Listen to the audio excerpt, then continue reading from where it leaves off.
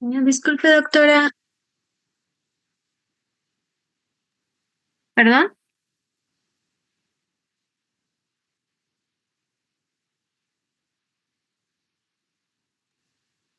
Sí, hay un compañero que me menciona está teniendo problemas para conectarse porque se le fue la luz. Ok. Es del grupo del equipo. Sí, ¿verdad? Me imagino. No, Ah, ok. del equipo que va a presentarlo. Ok, no hay problema. Le digo, ya tomé yo la asistencia de los que veo que van ingresando. No se preocupen. Ahorita, pues es comprensible por el clima, pero no hay problema. De mi equipo estamos completos, doctora. Quien falta está aquí, pero va a presentar con un dispositivo mío, que es Ok, Vázquez Diego, ok. de los Gracias. nombre. Gracias, doctora. Pues bueno, vamos a comenzar entonces. El contexto de la oncología en México debe ser analizado y para entender cualquier enfermedad hay que comprender cómo es que esta enfermedad ha evolucionado, qué cifras hay y cuál es el contexto psicosocial de la misma para poderla tratar. Quien no conoce su historia está pues tentado a repetirla.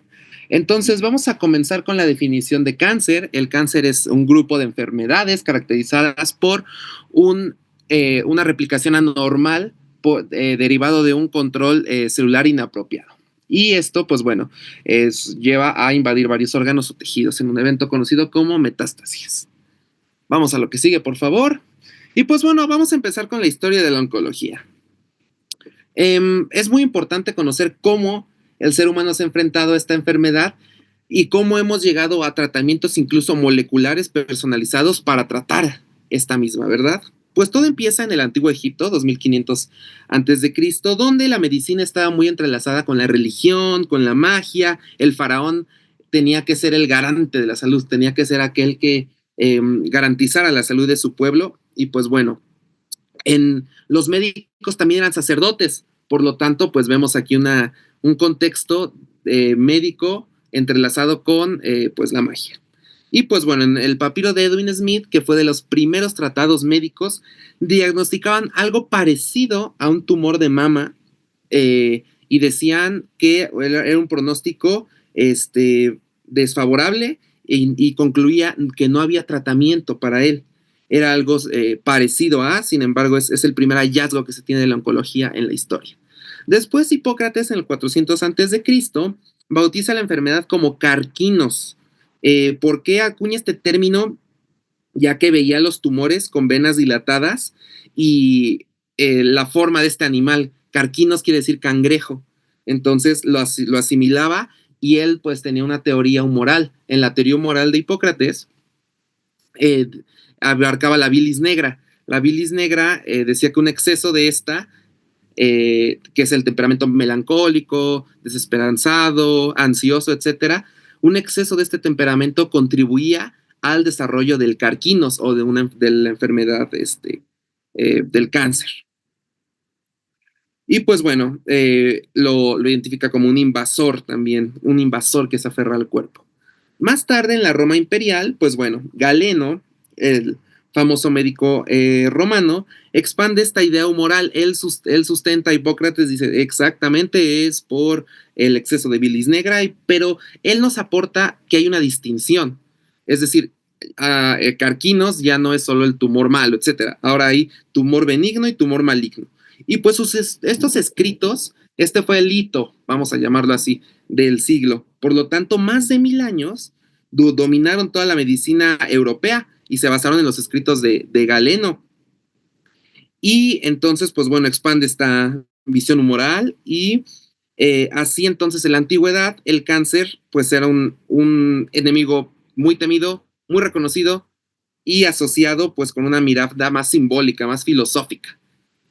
Después llega ya la Edad Media. En la Edad Media, pues bueno, llega la caída del Imperio Romano y Europa entra en un periodo donde se le conoce como oscurantismo, es decir, la religión, lo divino, pues va más o llega a más que los libros, que el conocimiento, que todo lo que promueve la Revolución Francesa con la Ilustración. Por lo tanto, la enfermedad y el cáncer quedan como un castigo divino. A quien le daba cáncer pues era porque hizo algo mal, divinamente hablando. Entonces, pues bueno, la medicina entra en un largo silencio. Básicamente, los tumores aquí se empezaron a tratar con medios físicos meramente y con medios espirituales. Por ejemplo, los trataban con cauterización, los trataban con sangrías y también con rezos. ¿Qué pasó entonces con lo de Galeno, con todo lo que antes se había contribuido? Pues bueno, médicos como Avicena, que son médicos árabes, Avicena, quien contribuye a un marcador cardinal de la inflamación, que es la fiebre, él descubre la fiebre, y él tradujo y comentó varias de sus obras, entonces hizo como que un resguardo, un respaldo acerca de todo lo que antes se había dicho de la oncología. Entonces, pues bueno, aquí pues la cirugía era primitiva, sin anestesia, sin nada, pues simplemente era la cauterización del tumor. Y pues bueno, aquí muchos textos medievales aconsejaban no operar tumores porque el paciente moría rápidamente. Entonces ya se tenía la noción de que el comportamiento del cáncer era muy, muy agresivo. Y pues bueno, entonces en este periodo, pues fue un periodo muy conservador, hubo mucho temor y pues bueno, fue un oscurantismo, pero después llega el Renacimiento y la Edad Moderna, y pues la ciencia volvió a abrir los ojos hacia el cuerpo humano. Llega la Revolución Francesa y la Ilustración, la razón sobre el pensamiento mágico, y es donde empiezan los famosos anatomistas, como lo es Morgagni, como lo es Vesalio. Entonces resulta que Vesalio publica De Humanis Corporis, Fábrica, donde marca el inicio de la anatomía moderna, y se entiende un poco más la extensión de los tumores, cómo es que los tumores hacen metástasis, a dónde se van, que no solo existe el tumor basal, sino que puede existir en otros lados, etc. Y pues después Morgagni establece algo muy interesante, y es una correlación anatomoclínica, es decir, las enfermedades, el conjunto de enfermedades que es el cáncer, resulta que dice que cada síntoma corresponde a una lesión visible en los órganos. Él ya dice que que el cáncer, pues bueno, va a estar presente en un órgano y va a dar una manifestación clínica, dependiendo del órgano en el que esté. Más tarde, Percival Pott hace la primera asociación, esto está bien interesante, entre etiologías.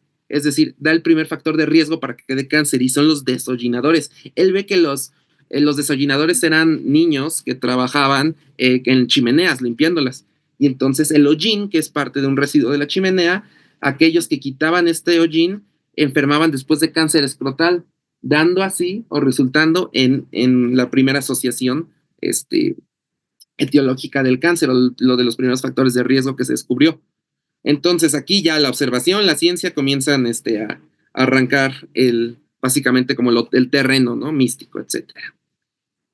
Y pues bueno, después ya en el siglo XIX empieza la era positivista, la revolución industrial, etcétera, y con ello llega, pues bueno, el descubrimiento del microscopio para revolucionar la histología, para revolucionar la microscopía y la medicina. Anton van Leeuwenhoek examina la primera célula humana, que de hecho fue un espermatozoide, está medio extraño, pero así fue. Y pues después, Rudolf Virchow, un hombre que es muy aclamado por su tríada, pues bueno, da un postulado acerca de la teoría celular, donde dice que una célula proviene de otra célula. ¿Y esto cómo se aplica al cáncer? Pues bueno, decía que el cáncer ya no es un castigo divino, no es un desequilibrio entre humores, sino es una proliferación celular anómala. Entonces, él da una de las definiciones más importantes del cáncer, que hasta la fecha es válida, y con ello ya se abandona toda la teoría de Hipócrates, que es la teoría moral. Vamos a la que sigue, por favor. Y pues bueno, después surge la cirugía oncológica.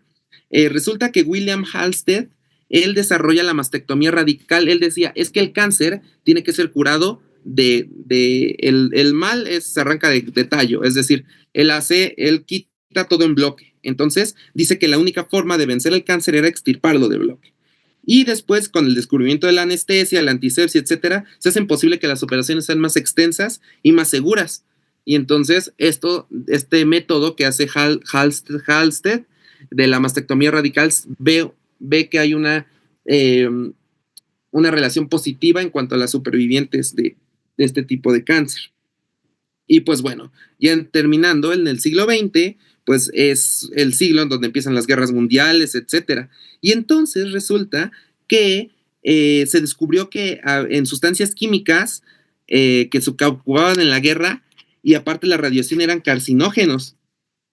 Y pues bueno, también se confirmó en los años 30 que el tabaco era la primera causa de cáncer de pulmón y aparte se descubre la quimioterapia. ¿Por qué? Este dato está así como bien, bien interesante. Resulta que nace la quimioterapia porque se observó que los soldados expuestos al gas mostaza tenían supresión de médula ósea. Y entonces esto dice, pues hay que usar estos agentes mostaza nitrogenados se llaman, como agentes antitumorales y así empieza la primer quimioterapia pues para cánceres. Después, pues con el descubrimiento de la doble hélice con Watson y Crick, se abre la era de la oncogenética y con todo este proyecto del genoma humano, pues bueno, se identifican varios genes, P53, RB, ahorita vamos a hablar un poco de estos, y revoluciona la comprensión del cáncer. Ya, y pues finalmente pues ya llega una radioterapia, la radioterapia se vuelve un poquito más precisa, hay terapias multimodales y pues hay intentos de inmunoterapia.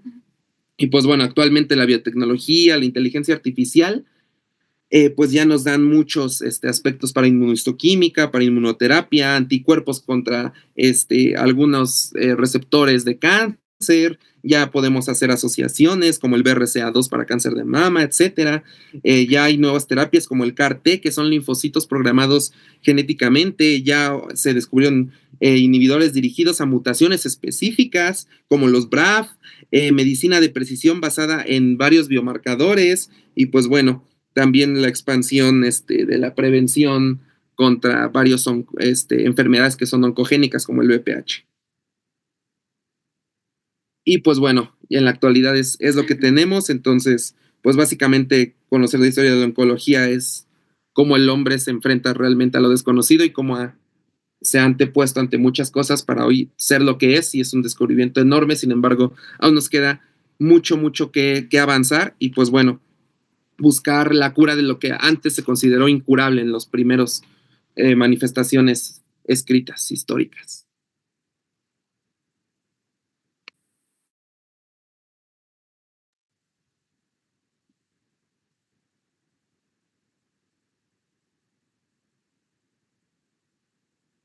Las cifras epidemiológicas en 2023 fueron 91.562 muertes por cáncer, 52.4% fue en mujeres y 47.6% en hombres. A nivel nacional, la tasa de mortalidad por tumores malignos fue de 70.8 defunciones por cada 100,000 habitantes y el cáncer de mama fue la principal causa de muerte en mujeres de 60 años y en los hombres fue el de próstata. La siguiente. En 2023 se registraron 799.869 defunciones, de las cuales 11.4% se debieron a tumores malignos. Aquí en la gráfica se puede ver que la tasa de muertes tuvo su valor máximo en 2020 con 71.7 defunciones por cada 100,000 habitantes y en los siguientes 2 años observó un ligero decremento y volvió a incrementar para 2023. En la siguiente gráfica, que es por entidad federativa, Chihuahua tuvo la tasa más alta de defunciones por tumores malignos con 86.3, seguida por Baja California Sur con 86.2 y Sonora tuvo 83.2. La entidad que presentó la tasa más baja fue Guerrero con 51.1 defunciones por cada 100,000 habitantes, seguida por Tlaxcala 62.2 y Oaxaca con 62.9. La siguiente. Aquí en la tabla de la izquierda se muestra por grupos de edad y la tasa más alta se ubicó en el grupo de 80 años y más. Esta tuvo 755.8 muertes por cada 100,000 personas. La OMS señala que esta tendencia se debe a acumulaciones de factores de riesgo ambientales o estilo de vida. Y según el sexo, las tasas de mortalidad por cáncer en los hombres superaron a las mujeres en 6 de cada 9 grupos de edad. Y en cambio, en el rango de edad de 30 a 59 años, la tasa en mujeres fue más alta en comparación con la de los hombres. Algunos tumores son la principal causa de muerte para determinados grupos de edad o afectaron de forma diferenciada a mujeres y hombres. La leucemia fue el cáncer con la mayor prevalencia entre la población de 0 a 29 años y presentó la tasa de mortalidad más alta en los hombres de 20 a 29 años. Para las mujeres a partir de los 30 años, la tasa más alta de mortalidad se debió al tumor maligno de mama. En los hombres de 30 a 59 años fue el tumor maligno de colon, recto y ano. Y en los hombres de 60 años y más fue el tumor maligno de próstata. La siguiente.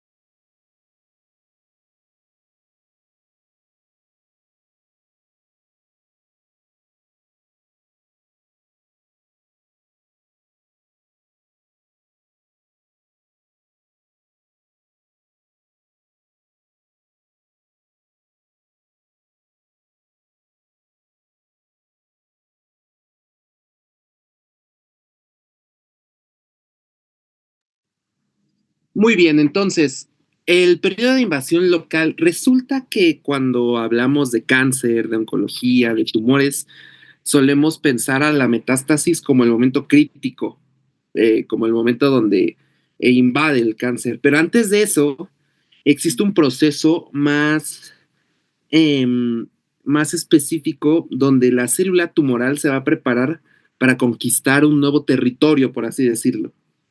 Primero invade lo inmediato, luego ya se disemina a lo lejano. Entonces, pues bueno, vamos a entender el periodo de invasión local como ese paso de cuando el tumor va a invadir primeramente lo que está alrededor suyo. Entonces ya tiene un dominio celular pequeño, ahora va a lo que está un poquito alrededor, es decir, a la matriz extracelular del tejido conectivo, a la matriz, digo, al el epitelio, al mesénquima, etcétera. Entonces va a invadir las estructuras histológicas aledañas hacia donde está. Primero va a empezar por una transición epitelio-mesénquima. ¿Qué pasa ahí? Resulta que las células van a reducir la expresión de E-caderina. Ya se va a terminar la sesión. ¿Podemos conectarnos nuevamente, por favor? Nos conectamos, doctora. Muchas gracias.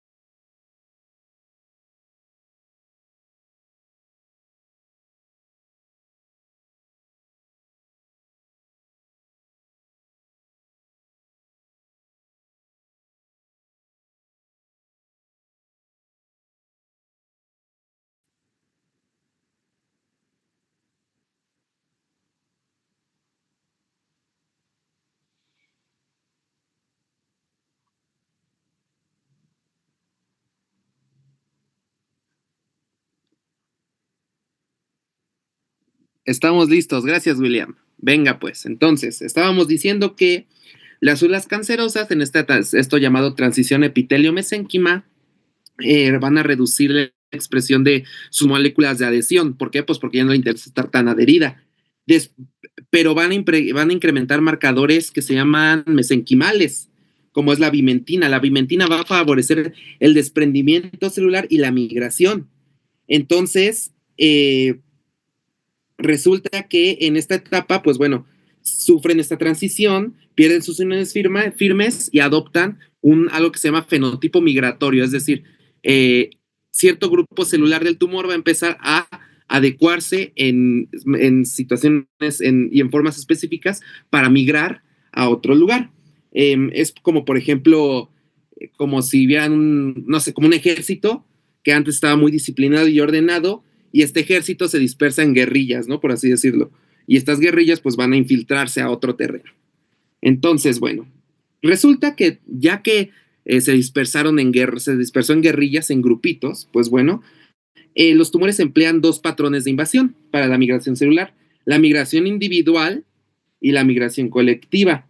Es decir, en la individual, solo una célula se va a volver con una especie como ameboide, se le llama, que es una célula alargadita. Y pues bueno, y esa va a intentar migrar y va a intentar evadir al sistema inmune. Pero también puede ser colectiva. Grupos enteros van a avanzar manteniendo cierta parte de sus moléculas de adhesión, pero van a avanzar intentando evadir la respuesta inmune. Simplemente es pues es la distinción. Y pues después, ¿qué pasa? Degradación de la matriz extracelular. Una vez migran, ya entonces empiezan a activar enzimas que son líticas, es decir, por ejemplo, metaloproteinasas, me parece, y uroquinasas para degradar túneles y degradar el colágeno y empezar a abrir como tunelcitos en la membrana basal, y pues bueno, de ahí se desarrolla un microambiente tumoral. Esto lo vemos a lo mejor migración celular y esto así como muy lejos, pero no, acordémonos que es en un tejido específico, o sea, simplemente estamos pasando de matriz extracelular al mesénquima, al epitelio, todo esto es dentro de un mismo tejido. Y entonces después hay un desarrollo de un microambiente tumoral. ¿Por qué? Porque este va a favorecer muchas cosas. Fibroblastos, por ejemplo, para empezar a sintetizar nuevas fibras de colágeno, macrófagos asociados a tumores, células endoteliales para favorecer que secretan ¿cómo se llama? Hay factores proinvasivos y pues bueno, entonces, básicamente eso es lo que sucede en el periodo de invasión local y así van contribuyendo todo este microambiente a remodelar la matriz extracelular, promoviendo pues la invasión mediante señales químicas para después irnos hacia la metástasis o a la diseminación de las neoplasias. Resulta que entonces, ahora sí, una vez que el tumor ya invadió localmente, ya invadió el tejido en el que está, tanto tejido conectivo como el epitelio, como todo, pues bueno, las células van a empezar a diseminarse desde el sitio primario hasta órganos ya ahora sí muy distantes. Ajá. Primero llega la intravasación. Ajá. En la intravasación va a ser la entrada al torrente. Resulta que aquí las células tumorales van a penetrar vasos sanguíneos, vasos linfáticos, dependiendo por donde el tumor le guste más, más irse. Y pues bueno, esto lo logra por una adhesión al endotelio. Por eso es importante que el microambiente tumoral. Entonces una adhesión al endotelio degrada la matriz extracelular y así es como llega al vaso. Pero también lo puede hacer físicamente. Esta forma fue química. También lo puede hacer físicamente. ¿Por qué? Pues bueno, porque pasivamente, bueno, física o pasivamente, el tumor crece tanto que empuja las células al interior del vaso. Entonces, es decir, es un medio físico, es un medio pasivo porque no requiere energía. Entonces, bueno, y esto, pues bueno, explica por qué muchos tumores sólidos van a dar metástasis primero en ganglios linfáticos regionales. Resulta que la vía linfática es mucho más accesible y aparte requiere de menor presión para entrar que la vía sanguínea. Eso está muy interesante. Después va la circulación. ¿Por qué? Pues porque las células, conocidas como CTCs, CTCs, tumor cells circulantes, sobreviven al estrés hemodinámico y también a la vigilancia inmune. Recordando un poquito, en el anterior momento había migración, es decir, aprendían a evadirle la respuesta inmune. Ahorita ya aprendieron. Entonces se van y en algunos casos, pues bueno, hay tumores que se recubren con plaquetas para protegerse y pues bueno, pueden hacer su escudo biológico con plaquetas, viajan en grupos, lo que aumenta pues su capacidad, su resistencia, etcétera. Y pues bueno, resulta que pues ya en la extravasación y colonización las células abandonan este torrente sanguíneo, este torrente linfático e invaden tejidos diana específicos. Hay una teoría que se llama la teoría de la semilla y el suelo, que dice que los tumores no hacen metástasis en ciertos lugares solo porque sí. No es al azar, sino es porque el tumor se desarrolla mejor donde va a por ejemplo, el cáncer de mama se desarrolla mejor en hueso. ¿Por qué? Pues porque tiene un ambiente favorable para el nicho metastásico que hizo el tumor. Esas células tienen su alimento, tienen sus cofactores de ese lugar específico. Por eso debe haber una semilla, sí, la semilla es el tumor, pero debe haber un suelo fértil para que esa semilla del tumor. Por eso es la teoría de la semilla y el suelo aquí en la extravasación y colonización. Y pues bueno, está interesante para pasar a la resistencia y adaptación, donde la inestabilidad cromosómica de estas células origina diversidad clonal, entonces permite que sobrevivan y proliferen muchísimas células en su nuevo nicho metastásico y pues bueno, se adapten.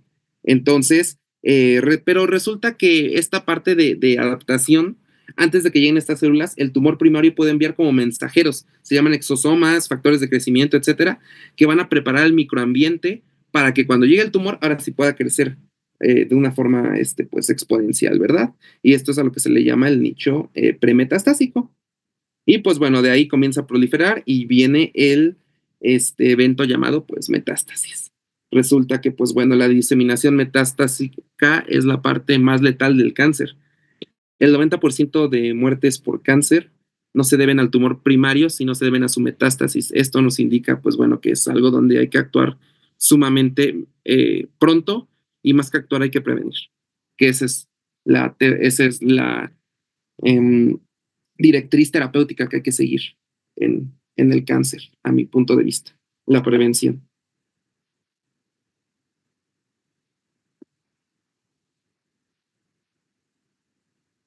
Y aplausos virtuales. Claro que sí. Aplausos virtuales, chicos.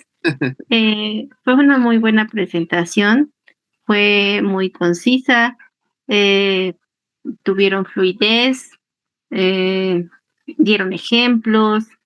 No pudimos hacer como mucha intervención, pero la verdad es que no fue nada aburrido, creo desde mi punto de vista. Tocaron muchos puntos importantes o básicos para empezar con la materia. Eh, Poco a poco, conforme vayamos desarrollando el temario, iremos retomando estos puntos que mencionaron, ¿no? Ya nos adelantaron bastante sobre epidemiología, factores de riesgo, de prevención y demás. Entonces, eh, ya vimos que desde la historia, pues ya se conocía esta enfermedad de una o de otra forma, con uno u otros nombres, la asociación divina y demás cosas, ¿no? La epidemiología, muy importante, destacar la variación que hay conforme a género, a edad, a, a, al lugar y a muchas otras factores, ¿no? Obviamente todo esto va a sumarse a factores de riesgo, ya sea ambientales, químicos, biológicos, etcétera, que ya nos dieron algunos puntos de algunos cánceres en específico asociados a factores ambientales, químicos, biológicos, que se desarrollarán iguales con los otros temas. Factores de prevención, muy importante, tenemos tamizajes, ¿no? Tamizajes eh, principalmente para los cánceres más, de más alta incidencia y prevalencia, ¿no? Que, por ejemplo, lo marcaron muy puntualmente, mujer mama, hombre próstata, ¿no? Sin dejar atrás a los niños, a los adolescentes, que también ya abordaremos en el temario, pero realizar tamizajes, esto es muy, muy importante. Hay cánceres, obviamente, que pues no hay tamizajes, ¿no? Se dan conforme a la clínica, vamos sospechando y haciendo nuestra probable intuición diagnóstica, ¿no? Factores modificables, qué importantes son, ¿no? Es nuestra intervención como médicos generales, saberlos, conocerlos, para poder explicarle a nuestro paciente qué es lo que puede hacer para evitar, para prevenir, porque si ya tenemos cargas genéticas, por ejemplo, ya son factores no modificables, eso pues ya no se lo puedo quitar, ¿no? Pero si yo tengo alta probabilidad por genética de un cáncer de mama, a lo mejor estar haciendo tamizajes, prevención, y factores, ¿no? Que puedo modificar o que puedo indicarle yo a mi paciente. Las bases del cáncer, ¿no? De la metástasis, que pues básicamente es lo mismo para todos, va a ser en algunos de mayor velocidad que en otros, pero pues estuvo bien la clase. Felicidades equipo y pues no sé si el resto del grupo tenga alguna duda, algún comentario.